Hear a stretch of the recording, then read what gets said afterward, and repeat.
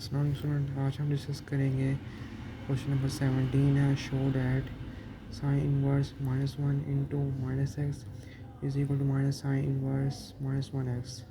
Sign inverse -1 into -x plus sine inverse -1 ये जो minus का है इधर आके प्लस हो जाएगा, इज इक्वल टू 0।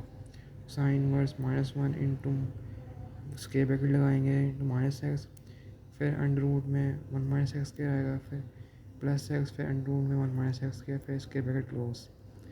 ऐसे कह लेंगे ये माइनस की पूरी वैल्यू है ये वाली, ये प्लस की पूरी वैल्यू है, ये माइनस की पूरी वैल्यू, प्लस की पूरी वैल्यू कैंसिल हो जाएगी, तो हमारे पास साइन वर्स इंटू 0 आ जाएगा। साइन वर्स 0 करें तो 0 ही आता है। ये पूरी वैल्यू ख़त्म हो गई ना माइनस की, ये माइनस की और प्लस की, तो साइन वर्स 0 आ गया है, 0। प्लीज़ मेरे चैनल को सब्सक्राइब कर दें, वीडियो को लाइक कर दें। चैनल पर नया, चैनल को सब्सक्राइब कर, वीडियो को लाइक कर दें। अल्लाह हाफिज़। सब्सक्राइब कर दिया करें।